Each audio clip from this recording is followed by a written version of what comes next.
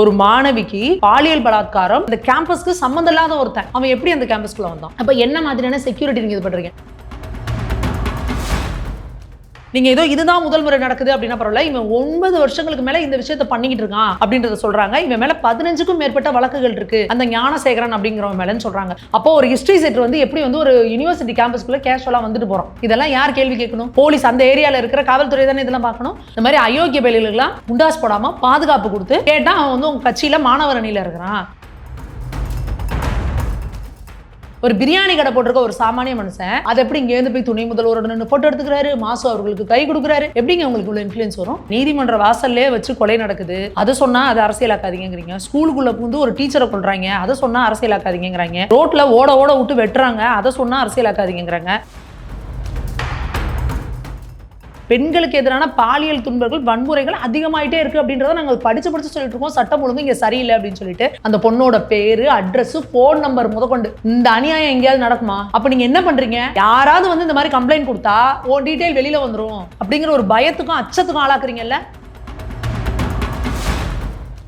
உங்களோட பெண் உரிமை லட்சணம் இதானா? அப்போ ஒரு பெண்ணை வந்து அவளோட அனுமதி இல்லாம தொடக்கூடாது அப்படின்ற ஒரு பேசிக் அறிவு கூட இல்லாத புறம்போக்குங்க. இன்னைக்கு நாங்க தான் பெண்ணியவாளிகள், நாங்க தான் பெண்ணுரிமை காவலர்கள்னு பேசுறானுங்க. திமுகவுக்கு சொம்படிக்கிறேன்னு கிளம்பி இருக்க ஊப்பி புறம்போக்குங்க எல்லாத்தையும் நீங்க வந்து உங்க வீட்டு பொண்ணுங்க நாளைக்கு சினிமா தேட்டருக்கு நைட் ஷோ போகுது, நைட் ஷோ போயிட்டு வரும், காதலனை பார்க்க போயிட்டு வருதுன்னா எவனோ ஒருத்தன் வந்து மறிச்சு பலாத்காரம் பண்ணா நீங்க ஏத்துப்பீங்களா? இதுக்கு என்ன ஊபிஸ்ங்க சொம்படிச்சுட்டு வந்து நியாயம் பண்ணிட்டு இருக்கானுங்க. அந்த பொண்ணு நைட்டு 12 மணிக்கு வெளியே வருது, இல்ல யாரையோ வந்து பாக்குது, அது இவங்களுக்கு தேவையா? அப்படி வெளியில ஒரு பொண்ணை வந்து பாலியல் பலாத்காரம் பண்ணுவானா? என்ன அநியாயமா நீங்க பேசிட்டு இருக்கீங்க? ஒரு தமிழ் தாய் வாழ்த்து பாடினதுல வந்து ஒரு வரி விட்டு போச்சு அப்படின்றதுக்கு வந்து முதல்வர்ல இருந்து துணை முதல்ல இருந்து பொங்கி படையல் வச்சாங்கல்ல, இதுக்கு என்ன பண்ணிருக்காங்க? இதை பார்க்குற பல பேரோட கண்கள் வந்து கலங்குச்சு அப்படிங்கிறது நிதர்சனம். அவங்க கட்சிக்காரங்க அப்படின்றதெல்லாம் தாண்டி சாதாரண பொதுமக்களா அதை பார்க்குற அத்தனை பேரும் வந்து ஒரு மனசு வருத்தத்தோட வேதனையோட அதை வந்து பார்த்தாங்க. எதுவுமே நம்மளோட தார்மீக குரலா வெளியில எழுப்ப விட மாட்டேங்கிறாங்க. இந்த சும்மா அப்படி டிவியில பேசிட்டு பிரஸ் மீட் கொடுத்துட்டு போயிடுறதா, இதுதான் இதுக்கு தீர்வா, இதுக்கு என்னதான் பண்றது அப்படின்னு ஒவ்வொரு மனுஷங்களும் ஒரு கொந்தளிப்பு, ஒரு வேகம், ஒரு வேதனை இருக்குல்ல, அந்த வேதனையோட வெளிப்பாடு தான் அண்ணாமலை அவர்கள் இன்னைக்கு செஞ்சிருக்கிறது. முருகனுக்காக வேண்டுதல் வச்சு இதை வந்து அவர் செஞ்சிருக்காரு. நிச்சயமா இந்த சவுக்கடி இவர் மேல விழுந்த ஒவ்வொரு அடிக்கும் இந்த திமுக அரசு நிச்சயமா பதில் சொல்லியே ஆகும். இந்த ஆட்டோ டிரைவர்ல இருந்து தெருவுல காய்கறிக்காரங்கல இருந்து கேட்கறது, அண்ணாமலை சவுக்கால் அடிச்சுக்கிட்டாராமே, எதுக்கு? அப்போ மக்கள் கிட்ட ஒரு விவாத பொருளை ஏற்படுத்தியிருக்காரு அண்ணாமலை. எல்லாரும் கேட்கறாங்க, எங்க இவங்க வீட்டு பொம்பளை பிள்ளைக்கு இது மாதிரி நடந்தா நியாயம் பேசிட்டு இருப்பாங்களா? அப்போ ஊரா வீட்டு புள்ள, இல்லாத வீட்டு புள்ள, ஏழை வீட்டு புள்ளனா இவங்களுக்கு என்ன வேணா பண்ணலாமா? இப்போ எப்பவுமே நீங்க ஆட்சிக்கு வந்ததுல இருந்து தமிழகம் அமைதியா இல்ல, அமைதி பூங்காவா இருந்த தமிழகம் இன்னைக்கு நாசமாயி கிடக்கு.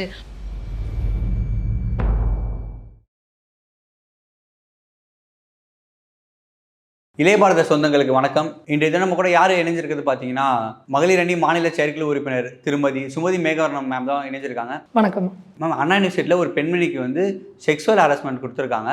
அதுக்கு வந்து கோவை செழியன், மா சுப்பிரமணியம் போன்றவர்கள்லாம் இது வந்து அரசியல் ஆக்காதீங்க அந்த மாதிரி கொடுங்க. உங்களோட கருத்து என்ன மேம்? இல்லை, எங்களுக்கு ஒரு விஷயம் புரியல.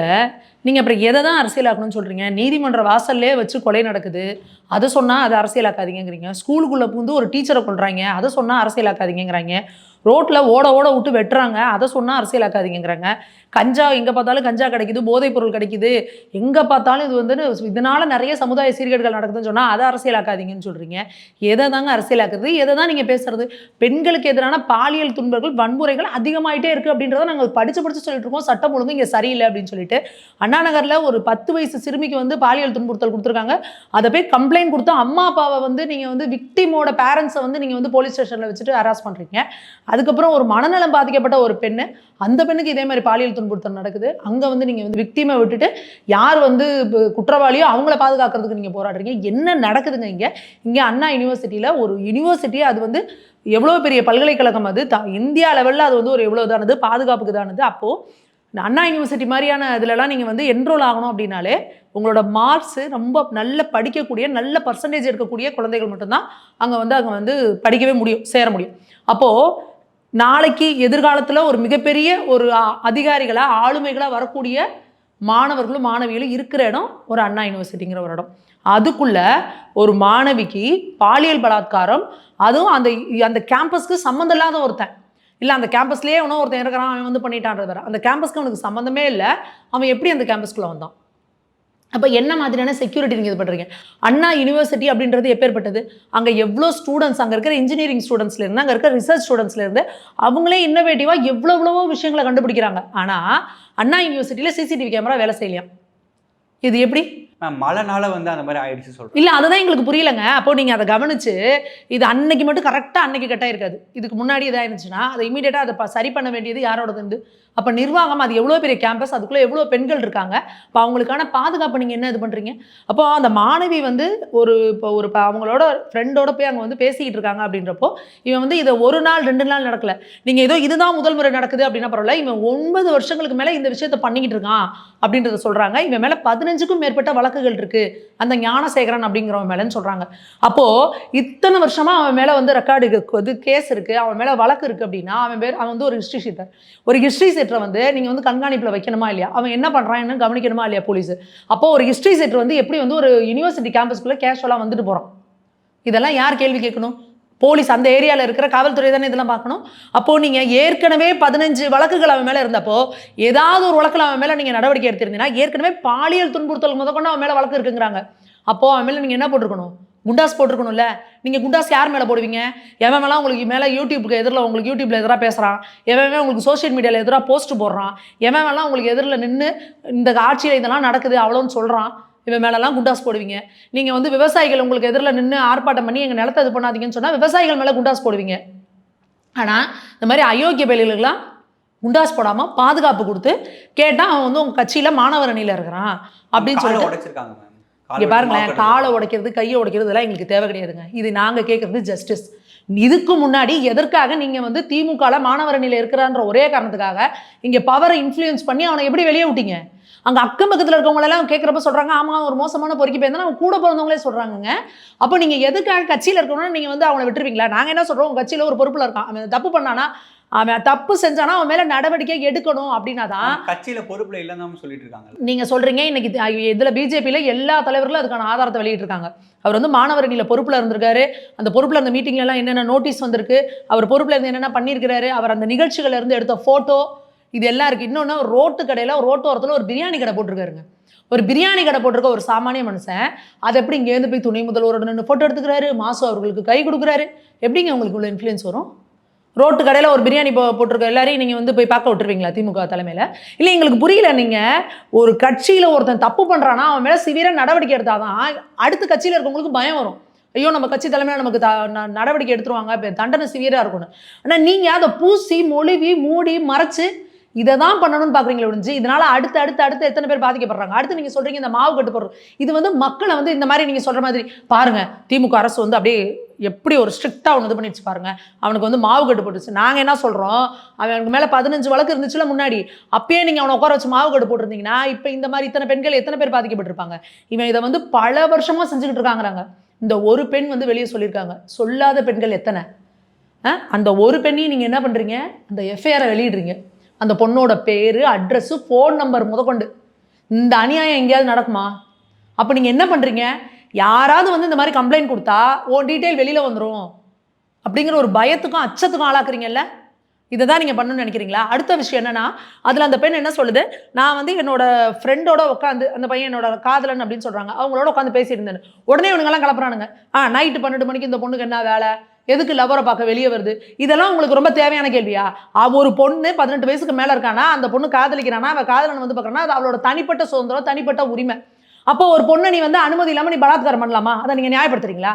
அப்போ நாங்கள் என்ன கேட்குறோம், இந்த சோசியல் மீடியாவில் ஃபுல்லாக திமுகவுக்கு சொம்படிக்கிறேன்னு கிளம்பியிருக்க ஊப்பி புறம்போக்குங்களை எல்லாத்தையும் நீங்கள் வந்து உங்கள் வீட்டு பொண்ணுங்க நாளைக்கு ஏதோ ஒரு சினிமா தேட்டருக்கு நைட் ஷோ போகுது, நைட் ஷோ போயிட்டு வரும், யாரோ சொந்தக்காரங்க வீட்டுக்கு ஃபங்க்ஷனுக்கு போயிட்டு வருது, இல்லை பாய் ஃப்ரெண்டை பார்க்க போகுது, இல்லை காதலனை பார்க்க போகுது, போயிட்டு வருதுன்னா எவனோ ஒருத்தன் வந்து மறித்து பலாத்காரம் பண்ணால் நீங்கள் ஏற்றுப்பீங்களா? அப்போ என்ன லட்சணமாக நீங்கள் சட்டம் நடத்திட்டு உட்காந்துட்டு இருக்கீங்க? இங்கே என்ன சட்டம் ஒழுங்கு உட்காந்துருக்கு? அப்போ பெண்கள் வந்து வெளியில் வந்தாங்க அப்படின்னா அவங்களுக்கு வந்து எந்த பாதுகாப்பும் கிடையாது, நீங்களா உங்களுக்கான ஒரு இது. அப்போ என்ன, நீங்கள் உங்களோட பெண்ணுரிமை லட்சணம் இதானா? அப்போ ஒரு பெண்ணை வந்து அவளோட அனுமதி இல்லாமல் தொடக்கூடாது அப்படின்ற ஒரு பேசிக் அறிவு கூட இல்லாத புறம்போக்குங்க இன்னைக்கு நாங்கள் தான் பெண்ணியவாளிகள், நாங்கள் தான் பெண்ணுரிமை காவலர்கள்னு பேசுகிறானுங்க. ஏன்னா இந்த புறம்போக்குன்னு பேசுறது வந்து தப்பு கிடையாது, ஏன்னா இது சட்டசபையிலே பேசியிருக்காங்க, இது வந்து அன்பார்லிமெண்ட்ரி வேர்டுலன்னு சொல்லியிருக்காங்க. அதனால தாராளமாக இவங்களை புறம்போக்குன்னு சொல்லலாம். எப்படி இவங்க வந்து என்ன இவங்களோட பெண்ணி எது பாருங்க. அதே இப்போ அண்ணா யூனிவர்சிட்டியில் நேற்று வந்து அனௌன்ஸ் பண்ணியிருக்காங்க, நிறைய ரூல்ஸ் வந்து இது பண்ணியிருக்காங்களா, வெளியில் போகிறவங்களாம் வந்து 8:30 மணிக்கு உள்ளே வரணும் அப்படின்றது ரூல்ஸு. இப்போ 6:30 மணிக்குள்ளே உள்ளே வந்துடணும்னு இருக்காங்க. என்ன ஒரு அற்புதமான ஒரு பெண்ணுரிமை பாருங்க. பெண்களை வீட்டை விட்டு வெளியில் வர வேணாம்னு சொல்லிடுங்க. பொண்ணுங்க எல்லாரும் ஸ்கூல் படிக்கணுமா, காலேஜ் படிக்கணுமா, எல்லாம் டிஸ்டன்ஸ் எஜுகேஷனில் வீட்டிலேருந்து படிச்சுக்கோ. வேலைக்கு போகணுமா, எல்லாம் வீட்டில் இருந்து எல்லாம் ஒர்க் ஃப்ரம் ஹோம் போட்டுக்கோ. பெண்கள் வெளியில் வந்தால் தானே இவனுங்க எல்லாம் பண்ணுறானுங்க. இவனுங்க மெத்த அடிச்சுக்குவானுங்க, கஞ்சா அடிப்பானுங்க. டாஸ்மாக் காலையில் 4 மணிக்கும் கிடைக்கும், நைட்டு 12 மணிக்கும் கிடைக்கும். எப்போ வேணாலும் வாங்கி அடிச்சுட்டு இவன் போகிற வர பொண்ணுங்களெல்லாம் கையை பிடிச்சி இழுப்பானுங்க. அதனால பொண்ணுங்க வெளியே வராதிங்க அப்படின்னு சொல்கிறதா உங்கள் பெண்ணுரிமை வெங்காய கருத்தாது. இதுக்கு என்ன ஊபிஸுங்க சொம்பு அடிச்சுட்டு வந்து நியாயம் பண்ணிட்டு இருக்கிறானுங்க. அந்த பொண்ணு நைட்டு 12 மணிக்கு வெளியே வருது, இல்லை யாரையோ வந்து பார்க்குது. அது இவங்களுக்கு தேவையா? அப்படி வெளியில் ஒரு பொண்ணை வந்து பாலியல் பலாத்காரம் பண்ணுவானா? என்ன அநியாயமா நீங்க பேசிட்டு இருக்கிறீங்க? அப்ப இதை எங்க இருந்து இவங்க நியாயப்படுத்திட்டு இருக்காங்க? இதுக்கு என்ன பண்ணிட்டு இருக்கிறாரு முதல்வர்? ஒரு தமிழ் தாய் வாழ்த்து பாடினதுல வந்து ஒரு வரி விட்டு போச்சு அப்படின்றதுக்கு வந்து முதல்வர்ல இருந்து துணை முதல்ல இருந்து பொங்கி படையல் வச்சாங்கல்ல. இதுக்கு என்ன பண்ணிருக்காங்க? இதுக்கு முதல்வர் என்ன இது பண்ணிருக்காரு? இதுக்கு எத்தனை வீடியோ போட்டிருக்காரு? துணை முதல்வர் என்ன வீடியோ போட்டிருக்காங்க? இதை பேசணுமா இல்லையா? பெண்களோட பாதுகாப்பு எங்க கேள்விக்குறியாக்கப்படுதோ அப்ப அந்த ஆட்சிக்கு வந்து அவங்க ஆட்சி நடத்தவே தகுதி இல்லாதவங்க. அப்போ இன்னைக்கு வந்து அதை கேள்வி கேட்கணும் அப்படின்னா உடனே இவனுங்க வரிஞ்சு கட்டிக்கிட்டு வருது என்னன்னா இதை உடனே அரசியலாக்காதீங்க. வேற ஏதாவது அரசியலாக்கணும் சொல்லுங்க நீங்க முத. மேம் இன்றைய தினம் வந்து அண்ணாமலை வந்து தனக்கு தானே சவுக்கடி கொடுத்துருக்காரு மேம். திமுக ஆட்சி வந்து அகற்ற வரைக்கும் நான் வந்து காலில் ஸ்லிப்பரும் போட மாட்டேன்னு சொல்லியிருக்காரு மேம். இது உங்களோட கருத்து என்ன? இன்னைக்கு காலையில் வந்து அண்ணாமலை அவர்கள் வந்து அந்த அவரோட வீட்டு வாசலில் தனக்கு தானே 6 முறை சவுக்கால் அடிச்சுப்பான் அப்படின்னு சொல்லியிருக்காரு. இதை பார்க்குற பல பேரோட கண்கள் வந்து கலங்குச்சு அப்படிங்கிறது நிதர்சனம். அவங்க கட்சிக்காரங்க அப்படின்றதெல்லாம் தாண்டி சாதாரண பொதுமக்களாக அதை பார்க்குற அத்தனை பேரும் வந்து ஒரு மனசு வருத்தத்தோட வேதனையோடு அதை வந்து பார்த்தாங்க. எப்படி வந்து ஈசன் வந்து பிட்டுக்கு மண் சுமந்து அவர் மேலே விழுந்த ஒரு பெரம்படி வந்து இந்த உலகத்தில் இருக்க அத்தனை பேர் மேலேயும் விழுந்துச்சு, அந்த ஆட்சி நடத்துகிற மன்னன் மேலேயும் விழுந்துச்சு அப்படின்னு சொல்லுவாங்க. அந்த மாதிரி இன்னைக்கு இவர் அடித்த சவுக்கடி அப்படின்றது வந்து இந்த சமுதாயத்தில் தப்பு செய்யறவங்க அத்தனை பேருக்கும் கிடைச்ச சவுக்கடி. அதே போல் இந்த மக்களுக்கு வந்து ஆட்சியாளர்களில் வந்து ஒரு சரியான ஆட்சியாளர்களை தேர்ந்தெடுக்கலையே, நம்மளும் இதுக்கு தப்பு பண்ணிட்டோமே அப்படின்னு நினச்சி மனசில் அவங்களுக்கு விழக்கூடிய ஒரு அடியாக தான் இது வந்து இருக்கும் அப்படின்னு நான் நினைக்கிறேன். அதே போல் இந்த ஆட்சி நடத்துகிறவங்க வந்து நிச்சயமாக அதுக்காக வேதனைப்படணும். எப்படி வந்து ஒரு சாமானிய குடிமகன் என்னடா இப்படி ஒரு கேவலமாக ஆட்சி நடக்குது, எதுவுமே நம்ம பண்ண முடியல, ஒரு ஆர்ப்பாட்டம் நடத்தணும்னா கூட அதுக்கு விட மாட்டேங்கிறாங்க, எதுவுமே நம்மளோட தார்மீக குரலாக வெளியில் எழுப்ப விட மாட்டேங்கிறாங்க. இந்த சும்மா அப்படி டிவியில் பேசிட்டு ப்ரெஸ் மீட் கொடுத்துட்டு போயிடுறதா இதுதான் இதுக்கு தீர்வா, இதுக்கு என்னதான் பண்ணுறது அப்படின்னு ஒவ்வொரு மனுஷங்களும் ஒரு கொந்தளிப்பு, ஒரு வேகம், ஒரு வேதனை இருக்குல்ல, அந்த வேதனையோட வெளிப்பாடு தான் அண்ணாமலை அவர்கள் இன்னைக்கு செஞ்சிருக்கிறது. உண்மையாலுமே அவ்வளோ ஒரு மனசுக்கு வருத்தம் வேதனையை கொடுக்கக்கூடிய ஒரு விஷயமா அன்னைக்கு இது இருந்தது. இன்னைக்கு இந்த 6 சவுக்கடி அப்படிங்கிறதுக்கு அவர் என்ன காரணம் அப்படி சொல்லியிருக்காருன்னா, இந்த 6 மாதங்களில் பார்த்தீங்கன்னா தொடர்ந்து எத்தனை கொடுமைகள் நடந்துகிட்டு இருக்கு அப்படின்றதுக்காக அவர் இது பண்ணியிருக்காரு. முருகனுக்காக வேண்டுதல் வச்சு இதை வந்து அவர் செஞ்சிருக்காரு. நிச்சயமா இந்த சவுக்கடி இவர் மேலே விழுந்த ஒவ்வொரு அடிக்கும் இந்த திமுக அரசு நிச்சயமா பதில் சொல்லியே ஆகணும். அண்ணாமலை வந்து சவுக்கடி கொடுத்ததுக்கு வந்து திமுகவெல்லாம் ட்ரோல் பண்ணுறாங்க மேம். இல்லை, அவங்க ட்ரோல் பண்ணட்டும், அதை தான் சொல்கிறேன்ல. இவங்களுக்கு தெரிஞ்சதெல்லாம் என்ன அப்படின்னா, ஒரு அயோக்கிய பைய ஒரு பெண்ணை வந்து இந்த மாதிரி ஒரு கொடுமையை பண்ணியிருக்கிறான். அந்த பெண் வந்து தன்னோட பீரியட்ஸ் டைமில் இருந்திருக்காங்க. இதை கேட்குறப்ப எவ்வளோ வேதனையாக இருக்குது. அந்த பொண்ணு கெஞ்சிருக்கு, அண்ணா நான் பீரியட்ஸில் இருக்கேனா என்னை விட்டுருங்க அப்படின்னு சொல்லி கெஞ்சிருக்கு. அப்போ கூட அந்த ஒரு மிருகத்தை விட கேவலமான அந்த நாயை அவங்கள அந்த பிள்ளையை விடலை. அப்போது இந்த மாதிரி ஒரு கேடுகட்ட வேலையை பண்ணவன் எவனாக இருந்தாலும் சரி அவனை கண்டிக்கணுமா இல்லையா? அவன் எந்த கட்சியாக இருந்துட்டு போகிறான், அவன் எந்த கொம்பனாக இருந்துட்டு போகிறான், இந்த கேடுகட்ட வேலையை பண்ணவனை கண்டிக்கிறத விட்டுட்டு அவன் திமுகவை சேர்ந்தவங்கிறதுக்காகவே இவங்களுக்கெல்லாம் சொம்பு தூக்கிக்கிட்டு அவனுக்கு வந்து ஜால்ரா தட்டிக்கிட்டு உட்காந்துருக்கிற நாய்ங்க இவங்க வந்து இவரை வந்து பற்றி பேசுறதுக்குலாம் என்ன தகுதி இருக்குது? அப்போது நீங்கள் ஒரு தப்பு பண்ணுற ஒருத்தனை வந்து தட்டி கேட்க மாட்டீங்க, அந்த தப்புக்கு நியாயம் கேட்குறேன் அப்படின்னு சொல்லி தார்மீக முறையில் போராடுற ஒருத்தரை வந்து நீங்கள் வந்து கேலி கிண்டல் பண்ணுவீங்கன்னா பொதுமக்கள் உங்களை பார்த்துக்கிட்டு தானே இருக்காங்க. 2 பக்கமும் என்ன நடக்குதுன்னு மக்கள் பார்த்துக்கிட்டு தானே இருக்காங்க.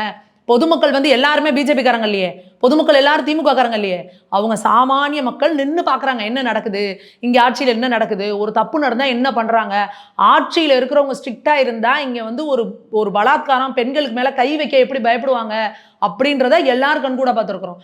அதே இங்கே ஆட்சி சரியில்லை அப்படின்னா இது என்ன நடக்கும்? நீங்கள் எவ்வளோ விஷயங்கள் பாருங்கள். இப்போ பாருங்கள், இந்த இதில் அந்த கஞ்சா போட்டுட்டு கடற்கரையில் அந்த பெண்களை வந்து அவ்வளோ இது பண்ணி தாக்குறானுங்க. அவ்வளோ பயமாக இருக்குது, பெண்களை வெளியில் அனுப்பவே பயமாக இருக்குது. இதுதான் நீங்கள் நடத்துகிற திராவிட மாடல் ஆட்சியா? காந்தியடிகள் எப்போ சொன்னார், நடுராத்திரியில் ஒரு பொண்ணு வந்து நகைகள்லாம் போட்டுட்டு தன்னந்தனியாக நடந்து போனான்னா அன்னைக்கு தான் நமக்கு சுதந்திரம் கிடச்சிதுன்னு சொன்னார். இன்னைக்கு எத்தனை வருஷம்? 2024 வந்துருச்சு. நீங்கள் நைட்டு 12 மணிக்கெல்லாம் போக வேணாம், பட்ட பகலில் ரோட்டில் ஒழுங்கமாக போயிட்டு வர்றதுக்கு யோகிதை இருக்கா? கோர்ட்டு வாசலில் வச்சு வெட்டுறான், போலீஸ் ஸ்டேஷனுக்கு பக்கத்தில் வச்சு ஒரு தேசிய தலைவரோட மாநில தலைவரை வச்சு வெட்டுறாங்க. எங்கே என்ன லட்சணமாக இங்கே ஆட்சி நடந்துகிட்டு இருக்கு? எங்கே பார்த்தாலும் மெத்து, கஞ்சா, போதை, சரக்கு. இளைஞர்கள்கிட்ட பேசவே பயமாக இருக்குது. இளைய சமுதாயத்தை நாசம் பண்ணி வச்சுருக்கிறீங்க.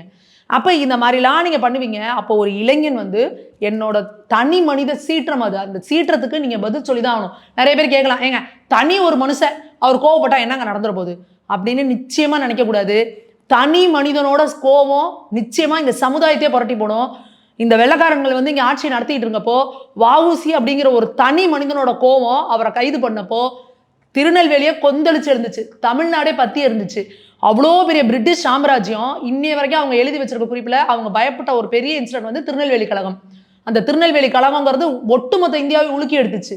அந்த ஒரு தனி மனிதனோட கோவம் தான் அது. அதே போல பாரதியார்னு திருவல்லிக்கேணியில ஒரு ஒண்டு குடித்தனத்துல வாடகை வீட்டில் இருந்த ஒரு தனி மனிதனோட கோவம், தனி ஒரு மனிதனுக்கு உணவினரின்னு ஜெகத்தினை அழுத்திடுவோம்னா அந்த அவரோட கோவம் அவ்வளோ பெரிய விடுதலை வேள்வியை மக்கள்கிட்ட எழுப்பி எடுத்துச்சு.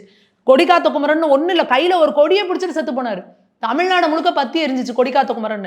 அது போல தனி ஒரு மனுஷனோட கோபம் இங்க மிகப்பெரிய மாற்றத்தை ஏற்படுத்தும். அதே போல தமிழகத்துல நீங்க நினைச்சிட்டு இருக்கீங்க இந்த தமிழகம் ஆன்மீக பூமி, வேற எந்த ஒரு வீணா போனவங்க மண்ணும் கிடையாது. இது தமிழகம் ஆன்மீக மண். இந்த தமிழகத்துல தெய்வத்தை நேரா பார்த்தவங்க நிறைய பேர் இருக்காங்க. அதுக்கான சாட்சியங்கள் நம்ம கோவில்ல இருக்கு. சிவபெருமானே நேர்ல வந்து எழுதி கொடுத்ததெல்லாம் இங்க நிறைய சாட்சியங்கள் இருக்கு. அப்பேற்பட்ட இந்த மண்ணுல நீங்க இந்த அதர்மத்தை நிலநாட்டி இப்படி அதர்மம் தலைவிரிச்சு ஆடுறப்ப நிச்சயமா கடவுள் வந்து ஒருத்தர் மூலியமா பதில கொடுத்தே தீர்வாரு. இங்க தர்மத்தை நிலநாட்டியே தீர்வார். அதனாலதான் அண்ணாமலையார்னு அவரோட பேர்லயே இப்ப கூட திருவண்ணாமலையில நடந்துச்சு பார்த்தீங்கன்னா, நிலச்சரிவுல இருந்து எவ்வளவு நடக்குது, இங்க அதர்மம் அதிகமா நடக்குது. அதனால இந்த மாதிரியானதெல்லாம் இருக்கு. அப்போதான் ஆண்டவர் என்ன பண்றாரு, அவரோட பேர்லயே ஒருத்தர் அனுப்புறாரு. இதுக்கு என்ன வழி, இதுக்கு வந்து இதெல்லாம் அண்ணாமலை அவர்கள் எடுக்கிற முடிவு கிடையாது. அவருக்குள்ள இருந்து ஆண்டவன் நடத்துற விஷயம் இதெல்லாமே. இந்த தமிழகத்துக்கு விடிவு காலம் பிறக்கணும். இது இப்படியே போச்சுன்னா இந்த மண்ணு நாசமா போயிடும், இந்த இங்க கோவில்கள் நாசமா போயிடும், இங்க இருக்கிற வழிபாடுகள் நாசமா போயிடும், இந்த மண்ணை ஆன்மீக மண்ணை ஒன்றும் இல்லாத வெறும் மண்ணை ஆக்கிடுவாங்க, அந்த மண்ணு கூட இல்லாம பண்ணிடுவாங்க. ஆத்துல கூட மண்ணு இல்லையே இன்னைக்கு, வலிச்சு எடுக்கிறாங்க. எதுலேயுமே ஒரு அறம்ங்கிறதே கிடையாது, ஒரு நியாயங்கிறது இல்லை, தர்மங்கிறது இல்லை. அப்போ இந்த மண்ணை காப்பாற்றணும் அப்படின்னா இங்கே ஆன்மீக புரட்சி நிச்சயமா நடக்கணும். அதுக்கான முதல் முயற்சியில தான் இன்னைக்கு அண்ணாமலை அவர்கள் இறங்கியிருக்காங்க. இன்னைக்கு ஒவ்வொரு பாஜக தொண்டனும் அவங்கவுங்க வீட்டு வாசல்ல நின்று நாங்க வந்து அதுக்கான ஏற்பாடு, ஏன்னா நாங்க ஆர்ப்பாட்டம் நடத்தணும்னு வந்தாலே ஒரு இடத்துல ஆர்ப்பாட்டத்துக்கு எல்லாரும் ஒன்று சேருவாங்க, நாங்க என்ன கண்டனம் ஒரு எழுப்புவாங்க, கோஷம் எழுப்புவாங்க, அது முடிச்சதுக்கு அப்புறம் எல்லாத்தையும் அரெஸ்ட் பண்ணிட்டு போவாங்க. பார்த்துருக்கோம். இப்போ இந்த எலெக்ஷன் 2021 எலெக்ஷன் முடிஞ்சு பிஜேபிக்கு 18% மேல ஓட்டு வந்துச்சோ இல்லையோ, இந்த திமுக அரசு கடுமையான பயத்துல இருக்கு. இவங்க எங்கேயாவது ஆர்ப்பாட்டம் நடத்தி அதை பண்ணி இதை பண்ணி மக்கள்கிட்ட ஒரு நல்ல பேரை சம்பாரிச்சிடுறாங்க, மக்கள்கிட்ட கொண்டு போய் பிரச்சனையை சேர்த்துடுறாங்க அப்படின்னு சொல்லிட்டு ஆர்ப்பாட்டம் நடத்த அனுமதியே கிடையாது. இன்னொரு இடத்துல பார்த்தீங்கன்னா, இந்த இடத்துல 10 மணிக்கு ஆர்ப்பாட்டம் பார்த்தீங்கன்னா போலீஸ் வந்து காலையில 6-7 மணிக்கெல்லாம் வந்து, நாங்க ஆர்ப்பாட்டத்துக்கு வர்றது 1000 பேர்னா போலீஸ் 3000 பேர் உட்காந்துருக்காங்க. வர்றதை பார்த்தீங்கன்னா அந்த முக்கில் அந்த ஆர்ப்பாட்டம் வர்றதுக்கு எந்தெந்த பக்கம்லாம் வழி இருக்கோ எல்லா பக்கத்துலையும் போலீஸ் நின்றுக்கிட்டு வண்டியை விட்டு இறங்குறாங்களா, ஒன்று திரும்பி போ, இல்லைன்னா அரெஸ்ட் ஆகும். எப்படிங்க இது, என்னங்க ஒரு ஜனநாயகம்? எங்களோட கருத்தை நாங்கள் அமைதியான முறையில், நாங்கள் ஏதாவது அங்கே வந்து பிரச்சனை பண்ணுறோம், பொதுமக்களுக்கு இடையூறு விளைவிக்கிறோம், இல்லை பொது சொத்துக்கு சேதாரம் விளைவிக்கிறோம்னா நீங்கள் எங்களை எல்லாம் இது பண்ணலாம், தண்டனை கொடுக்கலாம், கைது பண்ணலாம். நாங்கள் அமைதியான முறையில் போய் நாங்கள் போராட்டம் பண்ணுறோன்னா எதுக்காக நீங்கள் அனுமதி கொடுக்கறது இல்லை? ஒரு தீவிரவாதியாக அறியப்பட்டு கோர்ட்டால் தண்டிக்கப்பட்ட ஒருத்தரோட இறுதி ஊர்வலத்துக்கு நீங்கள் அனுமதி கொடுப்பீங்க, அதுக்கு 1000 போலீஸை போட்டு அனுப்பி விடுவீங்க. அதுக்கெல்லாம் இங்கே தமிழ்நாட்டில் இது இருக்குது. ஒரு பெண்ணுக்காக, ஒரு மாணவிக்கு நடந்த அநீதிக்காக நீதி கேட்டு நாங்கள் ஆர்ப்பாட்டம் பண்ணால் அதுக்கு நீங்கள் அனுமதி கொடுக்க மாட்டீங்க. என்னங்க நியாயம் இது? அப்போ தமிழ்நாட்டில் என்ன நடக்குது? இதுக்கு பேர் ஜனநாயகமா? நீங்கள் சர்வாதிகார முறையில் ஆட்சி நடத்தி அப்படியே அந்த ஆட்சியை நடத்திட்டு போய் மக்களுக்கு 5000 10,000 கொடுத்து ஓட்டுக்கு காசை கொடுத்து ஜெயிச்சிடலாம் அப்படின்ற ஒரு கனவுல இருமாப்பில் மிதந்துக்கிட்டு இருக்கீங்களா? இது நிச்சயமா நடக்குமா? எந்த இடத்துலையும் சரி, இந்த தமிழகத்துல பெண்களுக்கு வந்து ஒரு பாதுகாப்பு இல்லைன்னா, அது எந்த ஆட்சியா இருந்தாலும் சரி, தமிழகம் இல்லை பாரதம் முழுக்கவே பெண்களுக்கு பாதுகாப்பு இல்லை அப்படின்னாலே அந்த ஆட்சி வந்து தலைகீழா தலைக்குப்புற கவிழ போகுது அப்படிங்கிறதான் அர்த்தம். ஏன்னா மகாபாரதத்திலேருந்து ராமாயணத்திலேருந்து பாஞ்சாலியோட கண்ணீர் தான் வந்து மகாபாரத யுத்தம், சீதையோட கண்ணீர் தான் ராவணன் அழிஞ்சது. அதே போல இங்க பெண்களை எந்த அளவுக்கு நீங்க டார்ச்சர் பண்றீங்க, ஹராஸ் பண்றீங்க, ஆனா என்ன பண்றீங்க, பூசி மொழிவி மூடி மறைச்சு அப்படிலாம் ஒண்ணுமே நடக்கல, இது ஒரே ஒரு விஷயம்தான் அப்படின்னு நீங்க பேசுறீங்க பாருங்க. இதுதான் வேதனையா இருக்கு. நீ எங்க தப்ப ஒத்துக்கிறியோ அங்கதான் அந்த தப்பை திருத்துறதுக்கு நீ வெளியே தருவ. நீ எங்க தப்ப இது பண்றியோ அப்பதான் தப்பு செஞ்சவன நீ கண்டிப்ப தண்டனை கொடுப்ப. அதை விட்டுட்டு நீங்க இந்த மாதிரிலாம் பண்ணிக்கிட்டே இருந்தா பொதுமக்களை நீங்க வந்து உங்களை பார்க்கல நினைச்சிட்டு இருக்கிறீங்களா? அப்ப எப்ப வந்து பெண்களுக்கு பாதுகாப்பு இல்லாத ஒரு நிலை உண்டாகுதோ அப்ப நிச்சயமா இங்க வந்து ஒரு மிகப்பெரிய ஒரு அரசியல் மாற்றம் நிகழ போகுது. திமுக வந்து எப்பவுமே 10 வருஷம் 5 வருஷம் கூப்பிட உட்காருவாங்க. இனிமே ஆட்சிக்கே திருப்பி வர முடியாத ஒரு நிலைமையை நோக்கி திமுக போயிட்டு இருக்கு அப்படிங்கிறதா நிதர்சனம். மேம் ஆர்எஸ் பாரதி வந்து அண்ணாமலை கோமாளித்தனம் பண்றாரு அந்த மாதிரி கருத்து சொல்றாரு மேம். அண்ணாமலை அவர்கள் பண்ணதோட வீரியம் என்ன அப்படின்றத 2026 எலெக்ஷன்ல திமுக உணரும். மிகப்பெரிய தப்பை பண்ணிட்டோம், அண்ணாமலை அவர்களை வந்து குறைச்சி எடை போட்டுட்டோம், சும்மா சோஷியல் மீடியாவில் வச்சு அவரை ட்ரோல் பண்ணிட்டு நம்ம போயிடலாம் அப்படின்னு நினைச்சதுக்கான பலனை 2026 அவங்க நிச்சயமாக அனுபவிப்பாங்க. ஏன்னா இன்னைக்கு நான் காலையில் அங்கேருந்து இங்கே வர்றப்போ அந்த ஒரு கேப் டிரைவர்லேருந்து ஆட்டோ டிரைவர்லேருந்து தெருவில் காய்கறிக்காரங்கலேருந்து கேட்குறது அண்ணாமலை சவுக்கால் அடிச்சுக்கிட்டாராமே எதுக்கு அப்போ மக்கள்கிட்ட ஒரு விவாத பொருளை ஏற்படுத்தியிருக்காரு அண்ணாமலை. இதை நீங்க சாதாரணமா நினைக்கக்கூடாது. அப்போ மக்கள் கேள்வி கேட்கறாங்கல்ல, ஏன் அவர் சொன்னதுல என்ன தப்பு? ஒரு காலேஜுக்குள்ள ஒரு பொம்பளை பிள்ளைக்கு பாதுகாப்பு இல்லைன்னா என்ன லட்சணமா ஆட்சி நடக்குது? எங்க பார்த்தாலும் இப்படி வெட்டுக்குத்து நடக்குது, ஏன் இந்த மனுஷன் கேட்கறதுல என்ன தப்பு? அப்ப இதுக்கு அந்த ஆட்சி நடத்துறவங்க தானே பதில் சொல்லணும். அப்ப இதுல என்ன இருக்கு அப்படின்னு மக்கள்கிட்ட இன்னைக்கு கொண்டு போயிட்டாரு அந்த பிரச்சனையை. அப்போ எந்த ஒரு பிரச்சனையும் மக்கள் மெதுல வந்து விவாதமா ஆக்கப்பட்டுச்சு அப்படின்னா அதுதான் வந்து உண்மையான அரசியல். மக்களை நீங்க அரசியல் மயப்படுத்தணும். மக்களை நீங்க வந்து சும்மா அப்படியே வச்சுக்கிட்டு உனக்கு என்ன வேணும், ஓட்டு காசு தானே அப்படின்னு நீங்க ஒரு ஆட்சி நடத்தலாம்னு நினைக்கிறீங்க பாருங்க, அது இனிமே நடக்காது. அண்ணாமலை அவர்கள் எல்லா பிரச்சனையும் மக்கள் மன்றத்தில் வைக்கிறாரு. நாங்க மக்களை நம்பி தான் ஆட்சிக்கு பண்றோம், ஆட்சி நடத்தணும், மக்களை நம்பி தான் ஓட்டு கேட்கிறோம், நாங்க காசை நம்பி கிடையாது. இன்னைக்கு கூட பேசுறப்ப தெளிவாக சொல்லியிருக்காரு அண்ணாமலை அவர்கள், நாங்க ஓட்டுக்கு காசு கொடுக்கறது கிடையாது, அதுக்காக நாங்க அந்த ஓட்டுக்கு காசு கொடுக்கணும்னு கொள்ளையடிக்கணும்னு எங்களுக்கு அவசியம் கிடையாது, கோயில் சொத்தை திருடணும்னு எங்களுக்கு அவசியம் கிடையாது, நாங்கள் நேர்மையான அரசியல் பண்ணணும், மக்களுக்கு சேவை பண்ணணுங்கிறதுக்காக அரசியல் பண்ணணும் வந்திருக்கோம். அப்போ நீங்கள் எதுக்காகவும் எங்களுக்கு வந்து கொள்ளையடிக்கணும் அவசியம் கிடையாது. அப்போ இவரோட விஷயம் இன்னைக்கு அண்ணாமலை அவர்கள் தன்னை சாட்டையால் அடிச்சுக்கிட்டாரு அப்படின்றது மக்கள் மனத்தில வந்து ஒரு மனசில் வந்து ஒரு வருத்தத்தை உண்டு பண்ணியிருக்கு.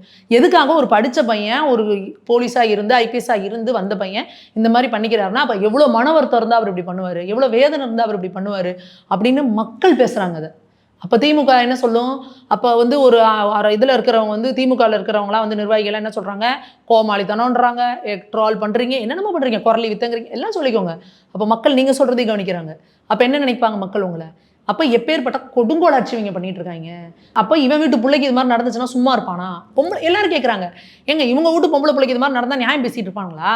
அப்போ ஊரா வீட்டு பிள்ளை, இல்லாத வீட்டு பிள்ளை, ஏழை வீட்டு பிள்ளைனா இவங்களுக்கு என்ன வேணால் பண்ணலாமா?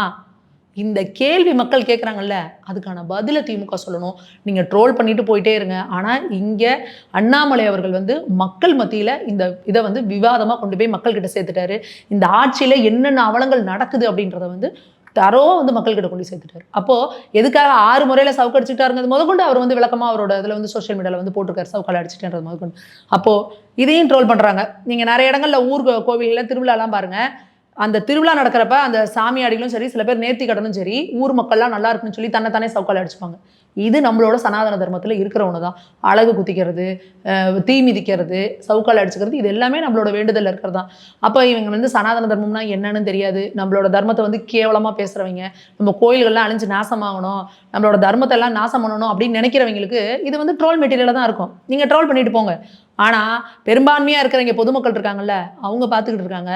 அவங்கள்ட்ட எப்படி அண்ணாமலை போய் சேர்ந்துருக்கிறாரு, இந்த அண்ணாமலை சவுக்கால் அடிச்சுக்கிட்டு அடி எத்தனை பெண்கள் கண்ணில் கண்ணீரை வர வச்சிருக்கு, எத்தனை பொம்பளை புள்ளையை பெற்ற தகப்பன் மனசில் சவுக்கடியாக விழுந்திருக்கு, எத்தனை அக்கா தங்கச்சி கூட பிறந்திருக்கவனுக்கு மனசில் வேதனையாக படிஞ்சிருக்கு அப்படிங்கிறது 2026 எலெக்ஷனில் பொதுமக்கள் நிச்சயமாக உணர்த்துவாங்க. நம்ம சேகர் பாபு வந்து 3 மாதம் வந்து தமிழகம் அமைதியாக இருந்துச்சு, இவர் வந்ததுக்கு அப்புறம் ஆயிடுச்சு அப்படின்னு. ஆமாம், தமிழகம் அமைதியாக இருந்துச்சு அப்படின்னா எந்த குற்றச்செயலுமே அப்போ நடக்கலையா? அப்போது இவங்க என்ன நினைக்கிறாங்கன்னா, இங்கே என்ன அநியாயம் வேணால் நடக்கும், அதை மக்கள்கிட்ட வந்து சொல்லக்கூடாது. இப்போ அண்ணாமலை வந்து அண்ணன் வந்தார்னா எல்லாத்தையும் இது நடந்துச்சு, அது நடந்துச்சு, இது நடந்துச்சுன்னு அன்னைக்கு புட்டு வைக்கிறாரு. ஒரு ஸ்கூலில் வந்து ஒரு இதுக்கு கூட இன்டர்நெட்டுக்கு பணம் கட்ட உங்களுக்கு துப்பு கிடையாது, அதை சொன்னால் கிடையாது, பொய் அப்படின்னு சொல்லி அமைச்சர் வந்து பொய் பேசுகிறாரு. அப்போ அதுக்கு தேவையான டேட்டாவை எடுத்து கொடுக்குறது யாரு? அண்ணாமலை அவர்கள் கொடுக்குறாரு. அப்போ உங்களுக்கு பதட்டமாக தானே இருக்கும். 3 மாதம் தமிழகம் அமைதியாக இல்லை, நடந்த குற்றச்செயலை வெளியில் வராமல் நீங்கள் பார்த்துக்கிட்டீங்க. அண்ணாமலை அவர்கள் வந்தோடனே இங்கே இது நடந்துச்சு, இங்கே இது நடந்துச்சுன்னு புள்ளி விவரத்தோடு எடுத்து கொடுக்குறாரு. அப்போ உங்களுக்கு பதட்டமாகுது. அப்போ எப்போவுமே நீங்கள் ஆட்சிக்கு வந்ததுலேருந்து தமிழகம் அமைதியாக இல்லை, அமைதி பூங்காவாக இருந்த தமிழகம் இன்னைக்கு நாசமாகி கிடக்கு.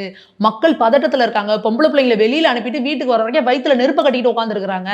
ஆம்பளை புள்ள காலேஜுக்கு அனுப்புகிறோமோ, ஸ்கூலுக்கு அனுப்புகிறோமோ, ஒழுங்காக வீட்டுக்கு வருமோ, எவன்டையாவது கஞ்சா பழக்கங்களுக்கு கற்றுக்குமோ, ஏதோ இப்போ போதை பொருளைகளோ என்னென்னமோ பேர் தெரியாதெல்லாம் சொல்கிறானே அதை கற்றுக்குமோ, தெருவுக்கு தெரு இத்தனை டாஸ்மாக் வச்சிருக்கிறானுங்களே, குடிப்பழக்கத்துக்கு ஆளாயிருமோன்னு ஆம்பளை பிள்ளையை பெற்றவங்களாகட்டும் பொம்பளை பிள்ளையை பெற்றவங்களாகட்டும் வயிற்றுல நெருப்பை கட்டிட்டு உட்காந்துருக்க ஆட்சியாக இருக்குது.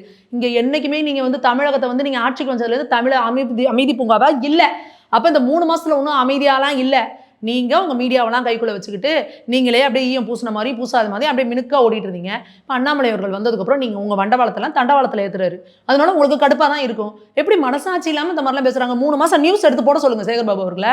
3 மாதத்தில் எத்தனை கொலை நடந்திருக்கு, எத்தனை கொள்ளை நடந்திருக்கு, வீடு பூந்து எங்கே வெட்டி இருக்கிறாங்க, எத்தனை பெண்களுக்கு எதிரான பாலியல் பலாத்காரம் நடந்திருக்கு, எத்தனை போராட்டங்கள், அரசு ஊழியர்கள் எத்தனை பேர் போராட்டம் நடத்தியிருக்காங்க, மருத்துவமனைகளில் அரசு மருத்துவமனைகளில் எத்தனை மரணம் நடந்திருக்கு, எத்தனை அரசு மருத்துவமனைகளில் மருத்துவர்கள் இல்லாமல் கம்பவுண்டரை வச்சு ஆயாவை வச்சு ட்ரீட்மெண்ட் பார்த்துருக்குறாங்க, எத்தனை அரசு மருத்துவமனைகளில் குழந்தை இறந்து போயிருக்கு, பிறந்த குழந்தை இறந்துருக்கு, தாய் இறந்து போயிருக்காங்க சரியான மருத்துவர் இல்லாமல். இந்த டேட்டாவெல்லாம் இப்போ அண்ணாமலை 3 மாதம் இருந்தார்ல லண்டனில், இந்த 3 மாத காலத்தில் டேட்டாவை சேகர் பாபு அவர்கள் வெளியிட தயாரா? அமைதியாக தான் இருந்துச்சு 3 மாதம். அண்ணாமலை அவர்கள் தான் வந்து இல்லாத முல்லாதையும் அவதூறு பரப்புறாருன்னு சொல்கிறதுக்கு சேகர் பாபு தயாராக இருக்காரா? மேம், இளைய பாரத சொந்தங்களுக்கு வந்து உங்களோட பொன்னான கருத்துக்களை பகிர்ந்ததுக்கு மிக்க நன்றி மேம். நன்றி.